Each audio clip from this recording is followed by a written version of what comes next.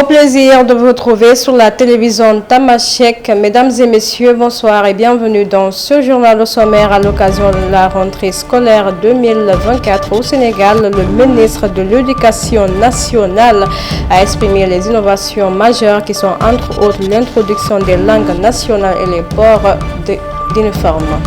Ensemble contre les violences, le réseau des femmes leaders africaines a organisé une rencontre à Dakar et lève le voile sur une convention révolutionnaire pour les femmes africaines. C'était tout pour les sommaires. Bienvenue à nouveau.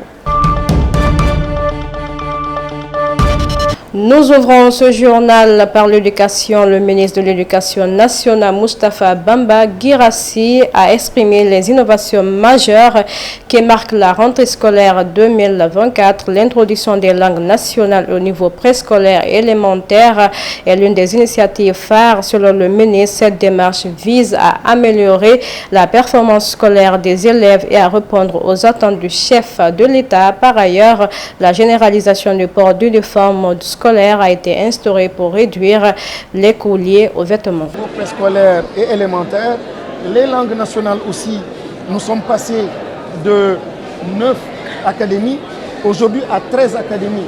Donc 13 académies vont justement introduire les langues nationales, et ces langues nationales, au-delà donc des langues et de la communication, vont aussi miser ou porter sur les mathématiques, les sciences. Donc nous sommes en train d'avancer et il y a une véritable introduction et une véritable appropriation des langues nationales par le système. Et c'est encore une fois pas une question idéologique, mais une question de performance scolaire. Donc l'introduction des langues nationales va permettre simplement à l'enfant à bas âge d'être beaucoup plus performant. Et c'est là le souhait donc, du chef de l'État. C'est aujourd'hui les instructions que nous avons reçues au sein du ministère de l'Éducation. Je ne peux pas traiter des particularités, mais pour le public, des orientations claires ont été données. Mais l'orientation majeure et le souci, encore une fois, de ce gouvernement, c'est d'alléger tout ce qui est coût, tout ce qui est cherté de la vie. Et vous avez entendu aussi le chef du gouvernement se prononcer par rapport au port des uniformes. Nous avons reçu instruction pour rendre obligatoire le port des uniformes et nous y travaillons. Donc déjà cette année, il y a une partie du système. Dans le même cadre, le ministre de l'Éducation nationale, Moustapha Guirassy, a effectué une tournée dans divers établissements scolaires à Dakar. Cette année, le ministre a souligné une innovation majeure dans le cadre de ses visites. Selon lui, pour la première fois, des inspecteurs d'académie et des inspecteurs de l'éducation ont été déployés sur le terrain pour s'assurer de la préparation des écoles. Pour ce que nous avons eu à visiter, nous sommes très satisfaits.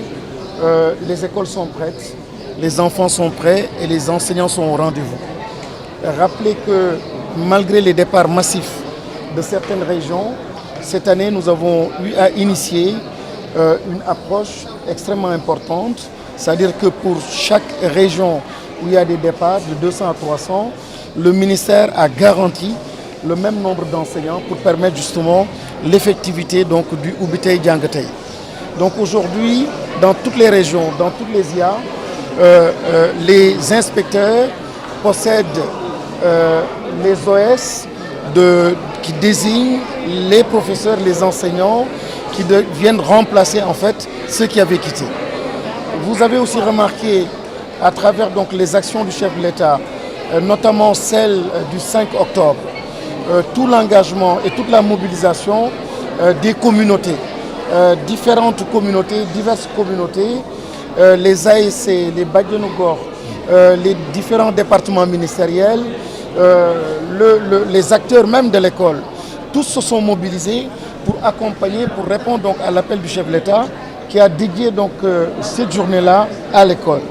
Dans un contexte où les violences faites aux femmes et aux jeunes filles continuent de grimper sur le continent africain, le réseau des femmes leaders africaines a organisé une rencontre stratégique à Dakar sous la présidence de la représentante de la structure au Sénégal, Dr Koumba. Cette rencontre visait à élaborer une convention pionnière dédiée à la protection des femmes et des jeunes filles africaines représentant aux spécificités de leurs besoins. qui sont un peu dans 36 pays en Afrique. Nous sommes le chapitre sénégalais et nous travaillons sur plusieurs thématiques, dont 6 piliers, n'est-ce pas? On travaille sur la gouvernance et la participation politique.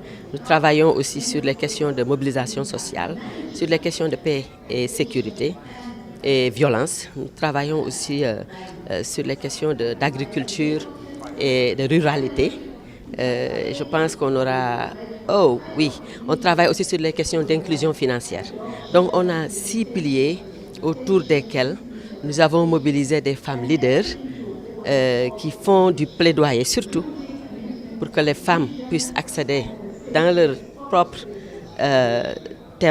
thématique aux ressources pour qu'elles puissent travailler de façon productive, si je peux l'appeler ainsi. Notre rencontre d'aujourd'hui, il s'agit de travailler sur la convention de l'Union africaine, la convention sur les violences faites aux filles et aux femmes en Afrique. Il s'agit d'une convention qui essaie de voir quelles sont les voies et moyens pour arrêter ces violences qui se répandent dans tous nos pays en Afrique.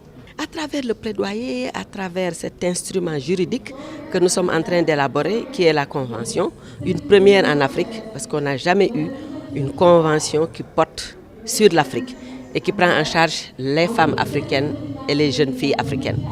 Il y a d'autres conventions qui existent, mais bien sûr, ces conventions ne se concentrent pas sur les besoins spécifiques des femmes africaines. Et nous, on essaie de rassembler toutes ces femmes leaders pour recueillir leurs perspectives, leurs contributions sur comment cette convention doit faire de telle sorte que les violences soient éliminées en Afrique et de telle sorte que nos États membres, les pays de l'Union africaine, s'engagent à se battre pour que ces violences s'arrêtent. Donc c'est un peu ça, l'objet de la réunion d'aujourd'hui. Le message lancé, c'est que je lance un appel à toutes les femmes et les hommes africains et sénégalais pour qu'ils se mobilisent. En prélude des élections législatives du 17 novembre prochain, l'ancien ministre de la Santé du régime de Macky Sall s'est exprimé sur le sujet. Selon Abdoulaye Diouf Sarr, ces élections législatives sont anticipées, mais qui étaient prévisibles. Cependant, l'ancien maire de Yoff souligne qu'il faut juste que l'ensemble des acteurs politiques de l'opposition s'organisent pour que le jeu démocratique soit clair et transparent. Les législatives sont des élections législatives anticipées, mais qui étaient prévisibles. Quelque chose d'anticipé parce que ça a été fait avant, bien sûr, le terme qui était arrêté constitutionnellement. Mais tout le monde savait qu'un nouveau régime qui s'installe est tout à fait dans une logique de rechercher sa majorité, une majorité confortable. Donc c'est pourquoi je dis les élections sont anticipées mais prévisibles. Il faut juste que l'ensemble des acteurs politiques, que ce soit de l'opposition comme du pouvoir, s'organisent pour que le jeu démocratique soit un jeu clair, un jeu transparent, mais un jeu qui respecte l'état de droit. Je pense qu'en tant qu'acteur politique, c'est dans des dispositions comme ça. Donc moi je m'inscris pour participer à ces échéances électorales en respectant les principes de la démocratie et de l'état de droit. C'est ce que je dis tout à l'heure. Je pense que tous les démocrates du pays, tous les responsables et tous les militants de l'état de droit se sont levés comme un seul homme pour demander à ce que les libertés publiques soient respectées, pour demander à ce que la justice fasse son travail. Il faut se réjouir que la justice a fait son travail. C'est une victoire de l'état de droit et c'est une victoire de la République. Parlons d'électricité. Dans ce journal, l'Agence pour l'économie et la maîtrise de l'énergie a organisé mercredi dernier un atelier de sensibilisation avec les associations de consommateurs et les acteurs du Sénégal sur l'économie et la maîtrise de l'énergie. Selon Papa Toby Gay, directeur général de la Sénélec, cet atelier vise à permettre aux consommateurs, aux clients, aux partenaires de bénéficier d'une bonne pratique sur la réduction des montants sur les factures. À ces relais, c'est in fine pour permettre à nos consommateurs, à nos clients, à nos partenaires de pouvoir bénéficier de bonnes pratiques pour réduire la facture d'électricité. En fait, pas la facture, mais réduire au moins le montant des consommations d'électricité. Je pense que si nous avons suivi l'atelier qui s'est tenu avec M. le Premier ministre donc sur les économies d'énergie, ne serait-ce que pour l'administration centrale, on peut réduire de plus de moitié les factures de consommation d'électricité. Et cela, si c'est vrai pour l'administration, c'est aussi vrai pour les ménages. Donc c'est un atelier en tout cas qui permettra à tous les influenceurs d'être en tout cas des relais auprès de nos clients pour que, in fine, on puisse dans un premier temps, pour le même confort, donc dépenser moins. Donc j'en ai profité aussi au niveau de cet atelier, pour moi aussi sensibiliser. Parce que comme je l'ai dit, je pense que la question de l'énergie, on ne doit pas jouer avec. Le développement du Sénégal, le développement d'un pays repose sur une bonne maîtrise de l'énergie. Sans énergie, on ne pourra pas se développer. Donc il faudrait en tout cas que tous, consommateurs, influenceurs, et nous en tant que Sénélec, que nous puissions donner les bonnes informations, mais aussi que vous, la presse, vous puissiez relayer les bonnes informations. C'est primordial. On ne demande pas à Sénélec d'être surprotégé, mais on demande juste que la bonne information soit disséminée aux consommateurs. Et je prenais pour exemple aujourd'hui ce qui se passe. Et ce n'est pas le but de l'atelier, mais c'était aussi un moyen pour moi de sensibiliser.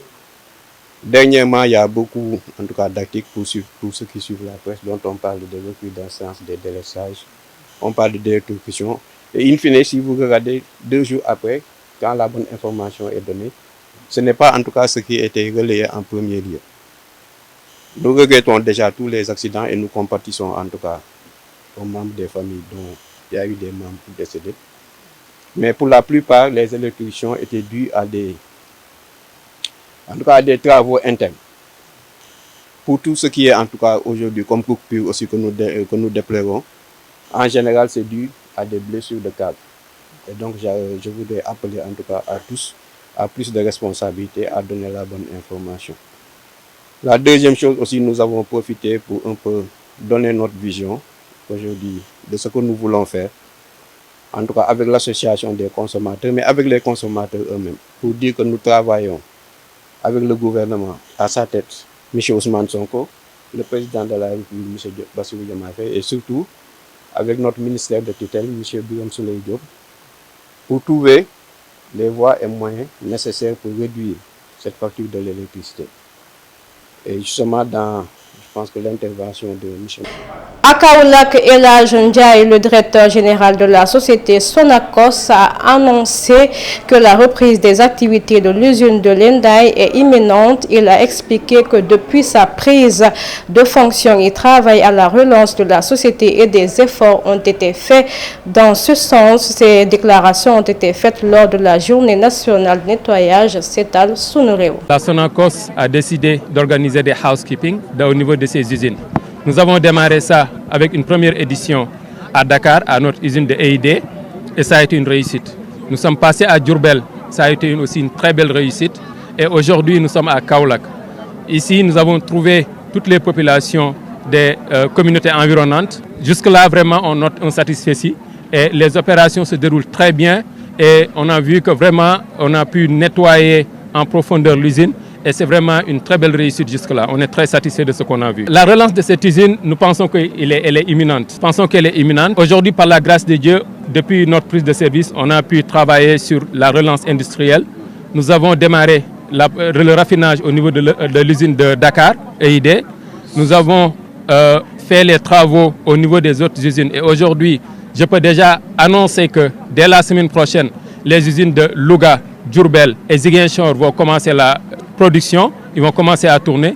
Les travaux de fin de campagne, les TSC, vont démarrer cette semaine-ci au niveau de Kaolack et se tiendront peut-être pour les un mois et demi prochain. Donc nous espérons que d'ici mi-novembre, la production va recommencer à Kaolack. Et qui dit production dit forcément recrutement et renouvellement du personnel et aussi valeur ajoutée. Nous avons hérité d'une situation que nous connaissons. Pour autant, ce n'est pas pour nous une raison de dire qu'on va seulement nous débarrasser de cette infrastructure. Non. on a fait le nécessaire pour nous assurer que l'infrastructure soit opérationnelle et capable de produire au moins jusqu'à un niveau très correct et très satisfaisant. Et ça, c'est notre priorité pour la campagne à venir. Maintenant, en parallèle à cela, nous avons un programme d'investissement que nous sommes en train de déployer et avec lequel nous sommes en train de discuter avec nos partenaires pour le financement.